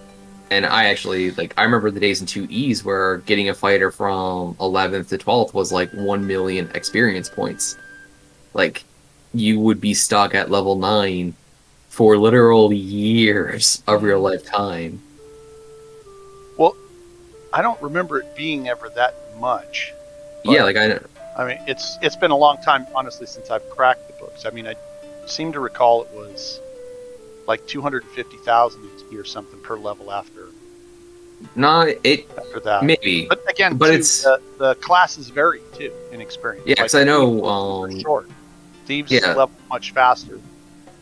Thieves leveled much faster. Clerics did until level 10, and then they caught up to fighters and they paused.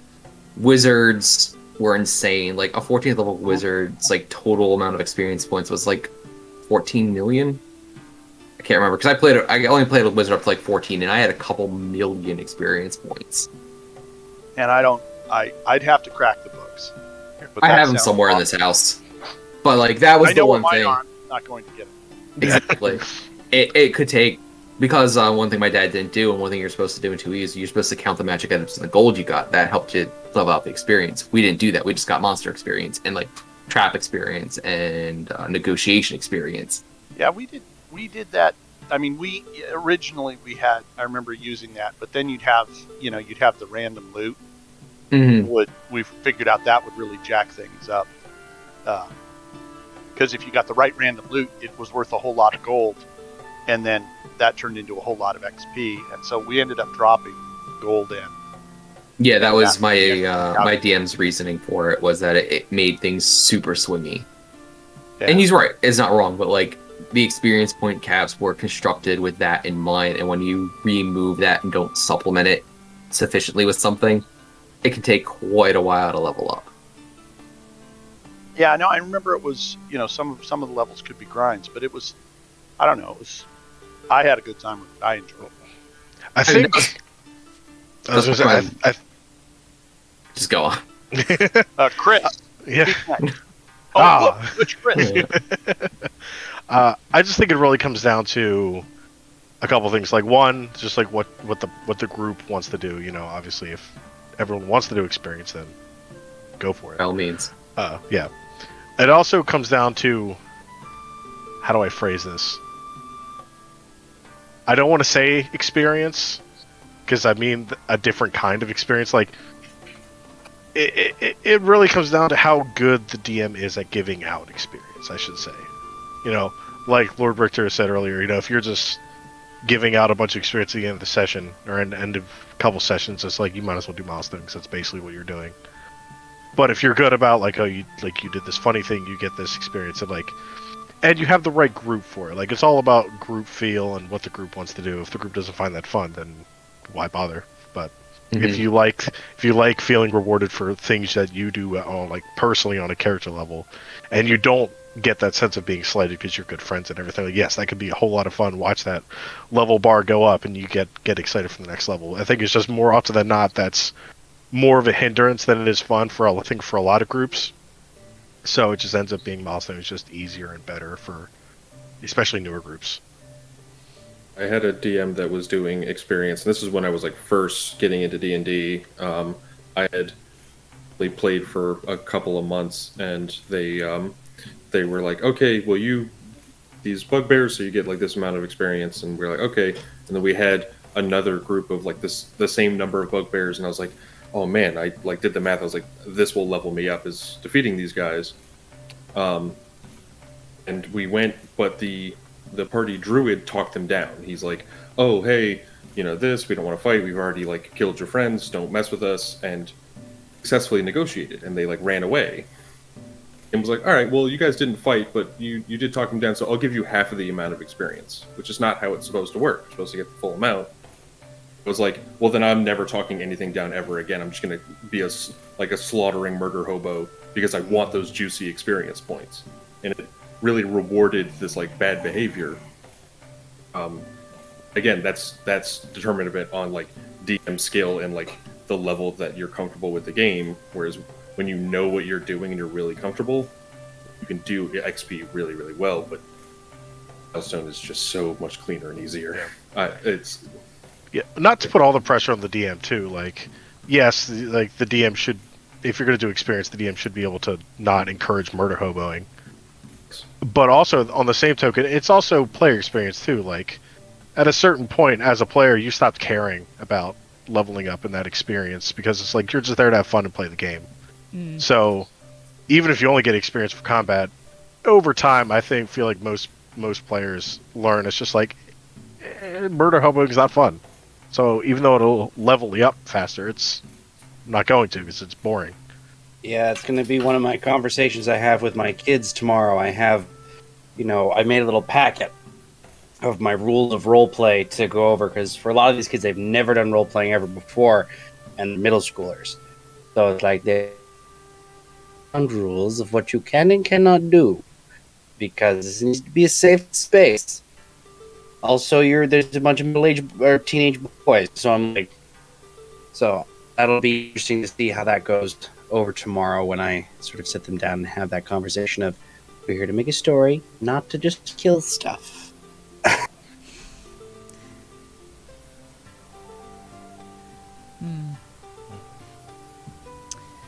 What is the story they want to tell of a mass murderer? Oh God. I'm gonna say that should be a hard pass. Yeah, if I have a middle schooler who is doing that, that's when I go to the guidance counselor. I'm like, maybe we need to look into this kid and their family. A little bit. Guidance counselor sounds like you notify your principal, buddy.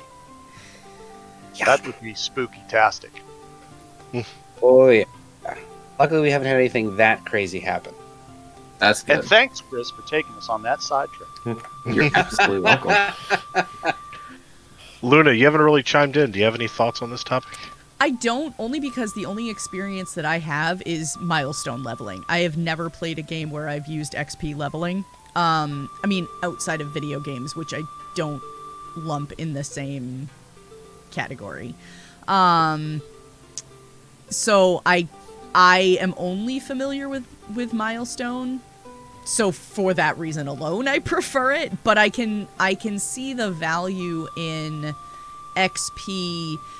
It was mentioned in chat a minute ago. I saw it. Somebody saying something about how, Great Wolf in chat was mentioning, liking to give out, like something for like excellent RP or really good tactics or something along those lines too. So I could see a benefit to XP leveling for that, or you could, you can do inspiration or, kind of however you want to do it, I guess, So, yeah, I don't have a whole lot of experience.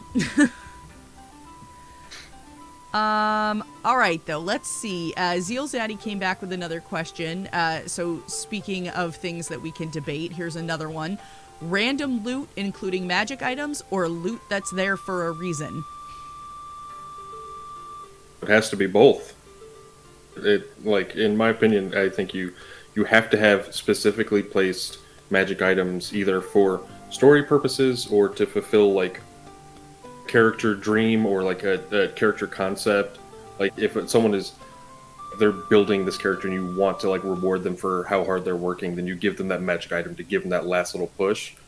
There's times where like the rest of the dragon's hoard or like that one little treasure chest in the middle of nowhere, or like, oh, you rolled really high on investigation for something meaningless. Like, I don't want this room to have nothing in it, so you find 5 copper pieces or something like that. Like those little inconsequential things.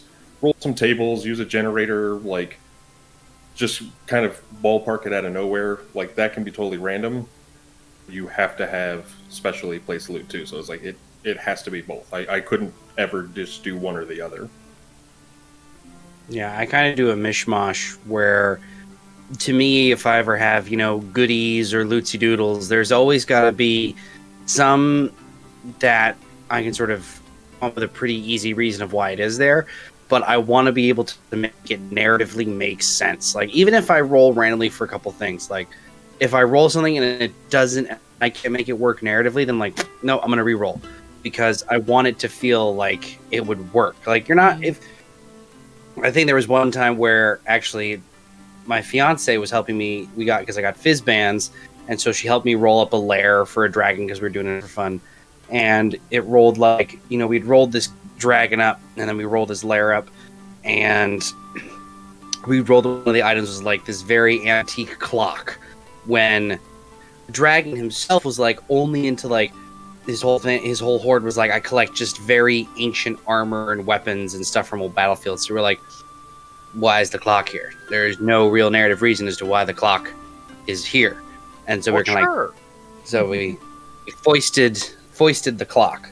He needs to keep track of when certain things are going to happen, and you need it to be fancy. It was a green dragon. It was a green dragon. Okay. So what it is this antique clock was carried on a cart behind the knight, right, in his entourage, and it got picked up. Now, he's a green dragon, and dragons are into avarice, so he's got this thing. And it's clearly valuable. He just hasn't found the right place to unload it for something else, or to lure it in, to lure someone in.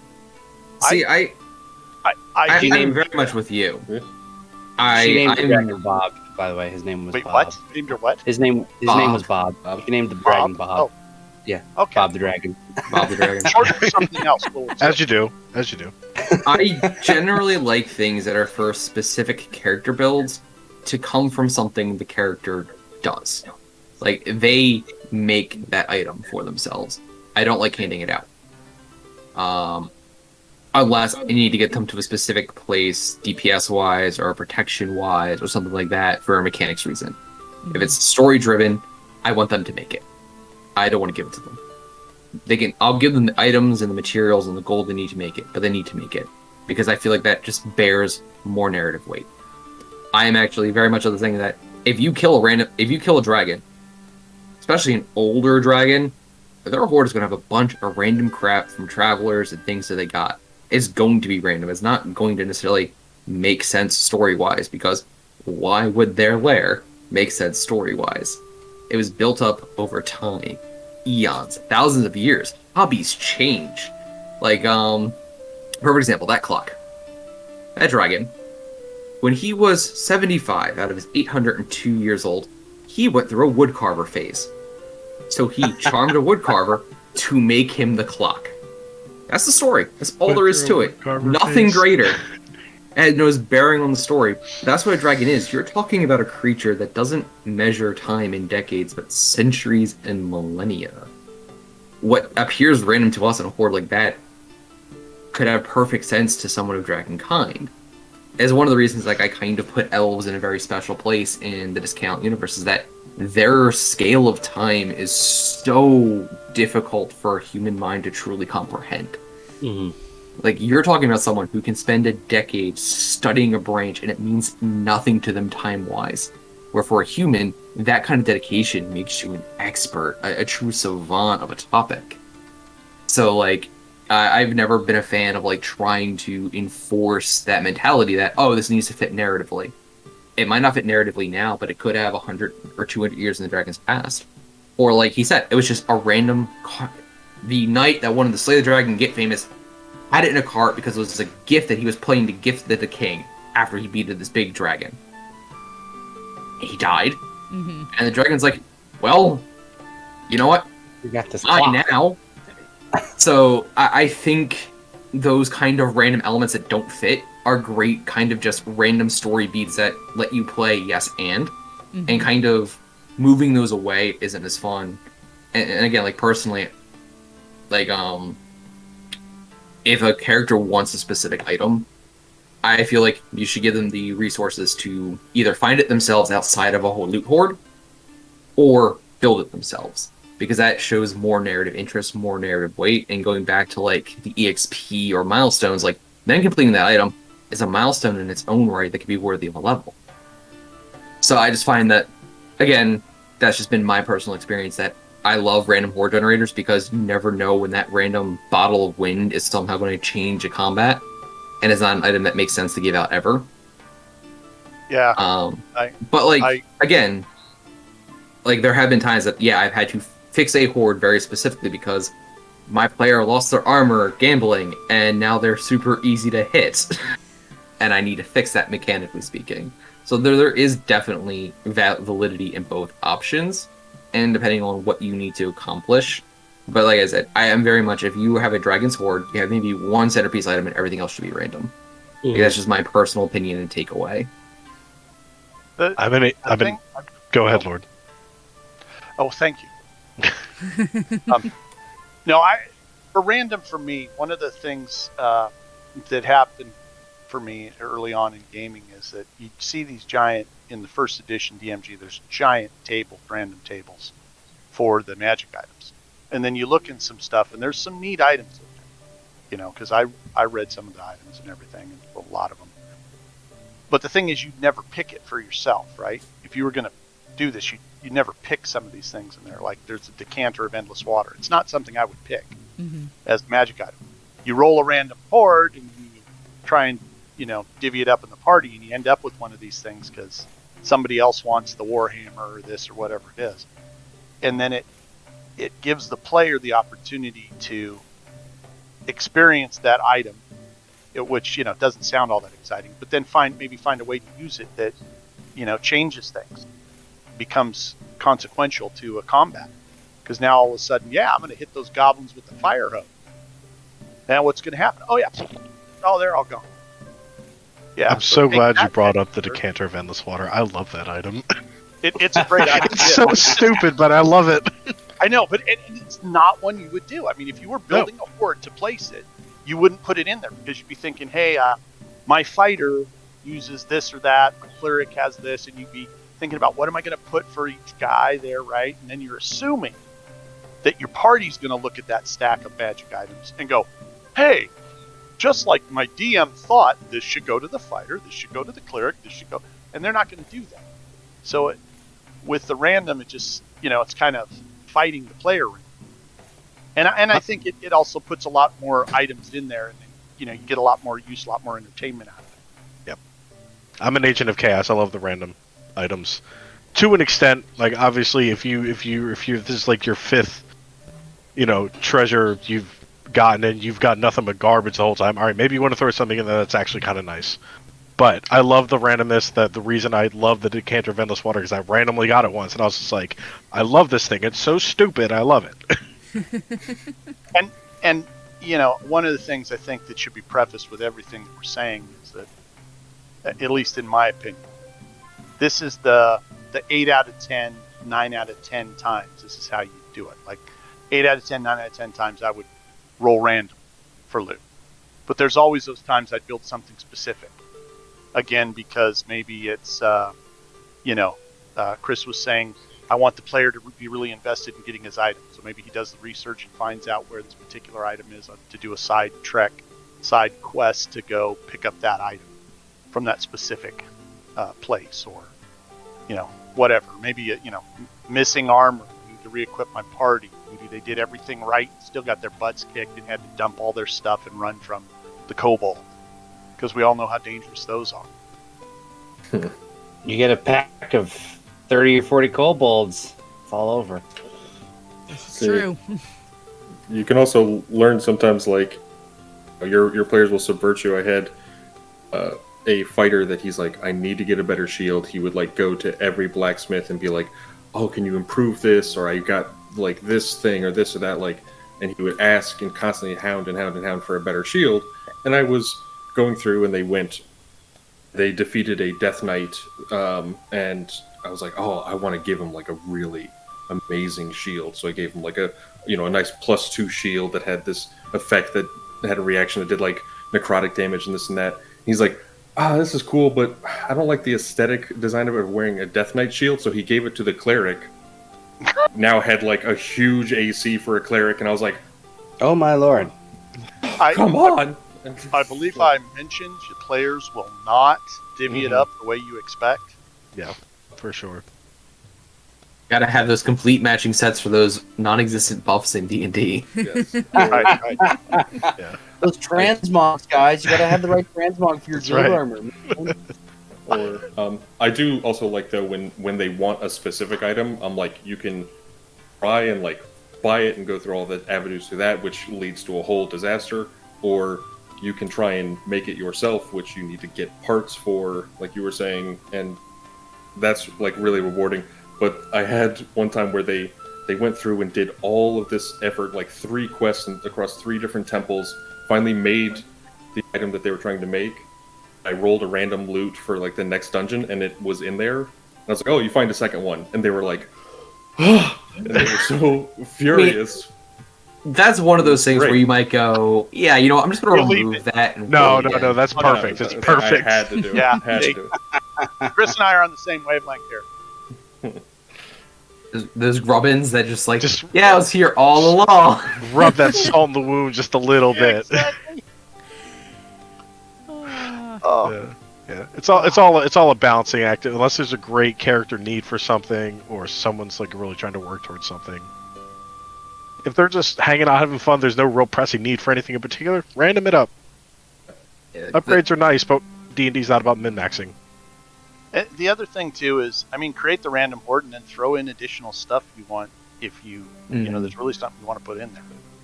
I mean, don't be afraid to mix it up in the horde itself. It doesn't have to be an all or nothing as you do it. Yeah. You know, it just doesn't.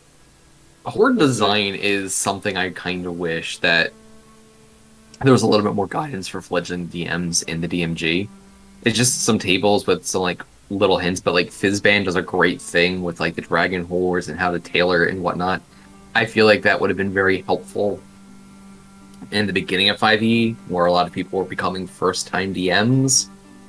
Because like Fizzband is a good book. But like those kind of like suggestions, it could have just been like a general suggestion. It didn't need to be as in depth as Fizzbands. It would have helped a lot, I feel like. Because like I really didn't start DMing until college, and even then I really didn't get into it until 5e was just starting. So like I've learned a lot in the year and a half I've been podcasting and playing with the DD group. You're getting to one of the problems I think that D&D has had from its birth, pretty much, which is that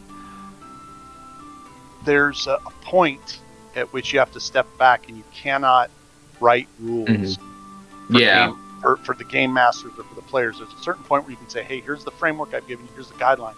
And some people are just going to go crazy with it. Some people are going to go another way. And everyone's, it's even pretending for a second that we all have some sort of balance or level that's all the same between us. I mean, even the 6th tier have different ideas of it. So it's trying to get that experience to fledgling DMs is tough.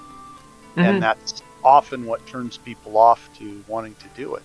But it's the only thing I can say is hopefully find a mentor, find somebody.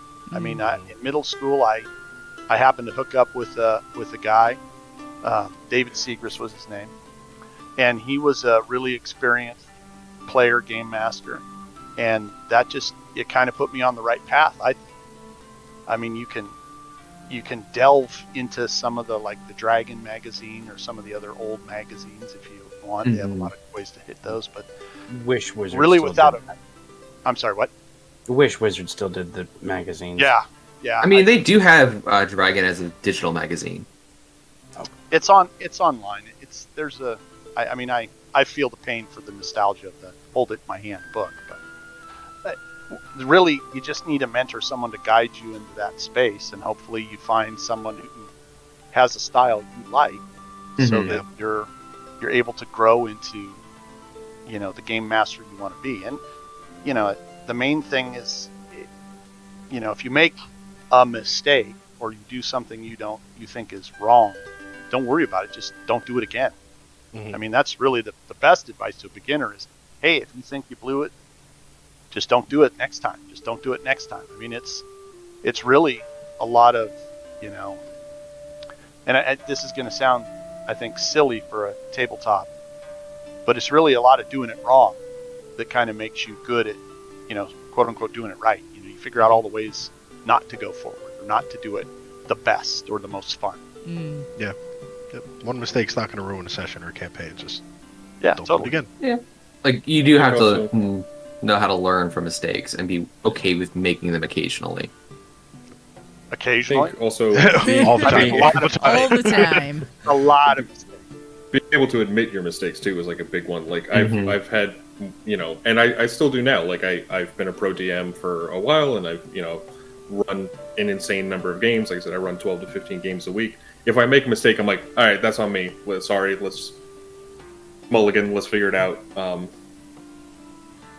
I think that if I was just like no and just stood by it, like I made a mistake and then just like ignored that I ever did and pretended like they were wrong or this, it was misunderstood, like that's not going to fly. If players need to trust me, and I'm a human being, so if I make a mistake and I admit it and own up to it, then they feel more comfortable and trust me to at least know that as the arbiter of the rules here and like the presenter of this world, I'm not always going to get it right, but that means that the world feels more real that way, that they can be like, all right, well then let's talk together, and there's like a closer feeling at the table. You can actually own up to it on the chance that you do make a mistake. A lot of beginner DMs do that, where they don't want to admit it because they don't want to like look weak or look like they don't know what they're doing. They're afraid, and so they like stick to their guns, and they're like, no, this is the way that it is. I changed the ruling now. This is how we're going to play it. It makes the table be like, I hate this, and give up. That's my secret cap. I never know what I'm doing. Yeah. It's just all improv. I hear you. Yeah. I just want to go back to something Richter said a bit ago, was how the rules should give you a framework in which you can build your game around it. The rules don't need to explain everything, and I think it's part of the reason why 5e got as popular as it did, is because it was not nearly as restrictive as previous systems were. Like, I started playing D&D back in 3.5 and Pathfinder, and I remember the moment I gave up on Pathfinder was when I read the rules section about the AC of a door and various types of doors. I'm like, why does this exist? We don't need this. No. You really actually do. No, but that's something like a DM should just be able to just figure out. Like, is it harder for new DMs to like get into it with a looser rule set like 5e? Yeah, but at the end of the day, they're going to have to get used to that kind of thing anyway, because at the end of the day, if you're a DM, you need to improv. You need to be able to do things on the fly. Like, you're not going to be able to rely on the rules, so using a rule set that's super restrictive and dense isn't helping you. It's making you actively worse. Well, it could push off that point where you get outside the rules. I mean, it could push it off for a little while, but the bottom line, you're right. There's a point at which you're going to hit a situation that's outside the rules, that somehow, I got to do this. What am I doing? And that I don't really have good, anything in the books that are telling you, what to do. So you're absolutely right. I mean, it's a framework, it's a guideline, and, you have to do that. I mean, it's exactly in Pirate. I told you to stick to the code. We thought it was more of a guideline rather than an actual rule. And There is something to be said about like a super dense rule being like a turnoff. Like, I 100% get that.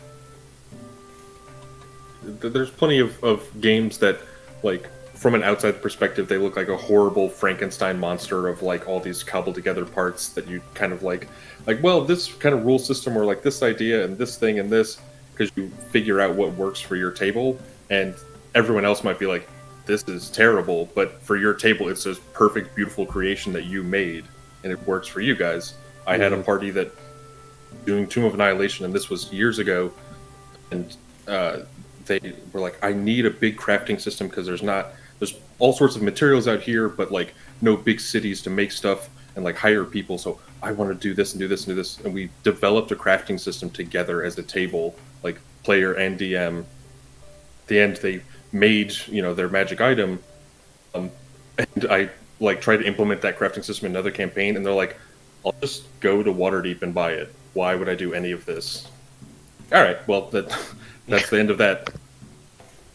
So yeah, finding what works is very player dependent too. Like it's not just this like rule system that is going to work for every single table. It's going to change depending on who's at your table.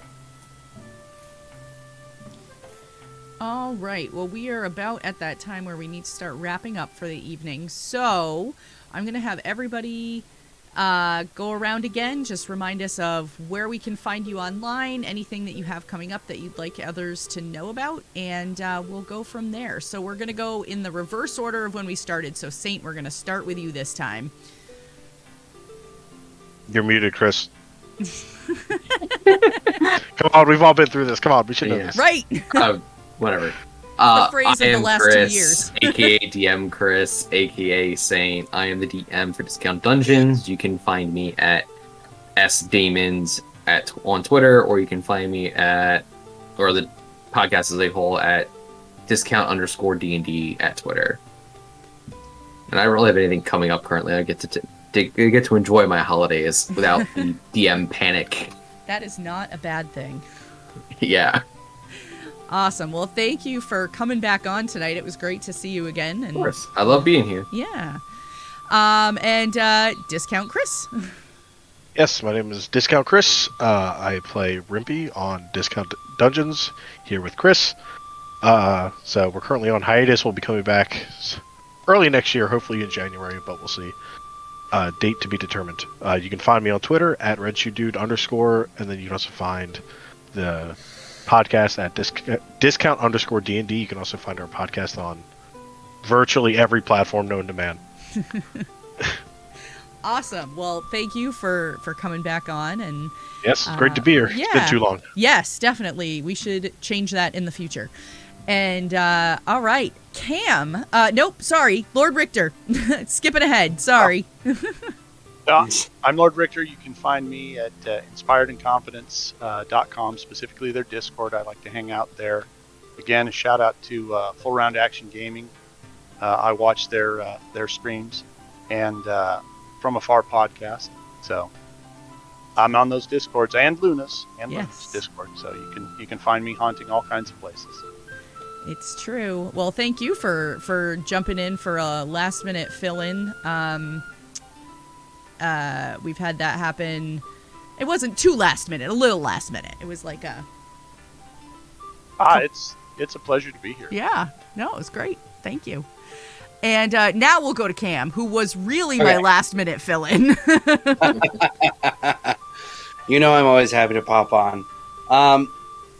You guys can find me on Twitter at DaylightPub1066 or at our website, daylightpublications.com. You can also see my cat being a miscreant in the background.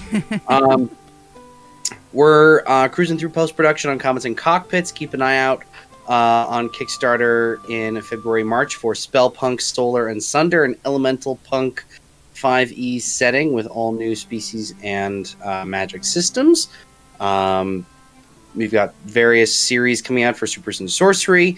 Our first setting, also keep an eye out for my great friend Anne Gregerson's book, Arlen's Lost Notes on Valia, which is a brand new sort of Dark Souls, Dante's Inferno kind of inspired 5e setting from Red Ink Caravan. So that's her sort of new and improved setting book that I got to help do a little bit work on. But definitely go and check it out.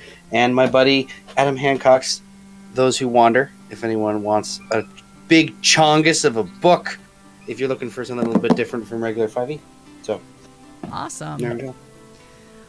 Well, Cam, a pleasure to see you as well, and it was great to have you on again. So keep me posted on the playtesting, because I'm definitely down. Sweet. All right, and Brian/Alakazam. Yes. I am at Alec_Azam on just about every social media thing: Twitter, Instagram, Patreon, Ko-fi, all those things. I'm actually doing a giveaway on my Twitter right now for my recent supplement, Treasures of the Pirate Court, where I'll be giving away a free DM session by me, a nice little one-shot, and giving away 3 copies of the book.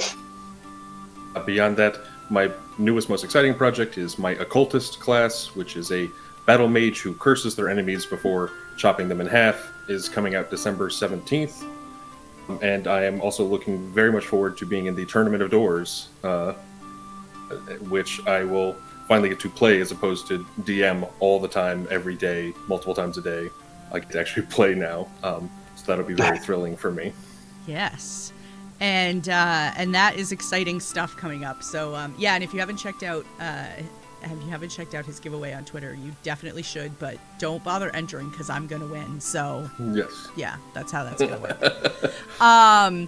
And I am Gamer Mom Luna. This has been Tales from the Tavern. Thank you all so much for being with me again this week. It's been a nice time coming back in from the holiday. We're here for the next couple of weeks, and then we'll take off the Sunday again right after Christmas, and then we'll be back for the new year with bells on, if you will, because we'll be gearing up towards episode 100. And I'm working on locking down a very, very cool guest that I am super excited about. So, some stuff to pay attention to in the future. If you don't follow me on Twitter, please do, because I also have a Twitter giveaway going on right now. For a $25 gift card to not Arcane Spectacles, to Gemmed Firefly, and so that's something that you can check out on my Twitter. I will also be playing in the Tournament of Doors with Brian, so you can check us both out. We're in the same group now, aren't we? No, I got moved out of your group. Yes. I think. I'm sure we will fight someday. We will fight at some point. But for those of you who are familiar with David Tilstra, he is in my group, so that's very exciting. He's going to be part of that as well. So definitely worth checking out. There's a super great group of people involved in that one. And I'm going to have another podcast coming up in 2022 at some point as well, but more on that coming up later. So we are going to drop a raid on our friend Todd Moonbounce, who is doing some TTRPG stuff tonight. I believe they're playing a Star Wars 5e actual play. So we're gonna go swing by and say hi. Todd is very active in my Discord, so you've probably seen him around if you're in there. And I hope you all have a great evening. Have a wonderful rest of your week, and we will see you all next Sunday night at 8 p.m. Eastern. Take care, everybody.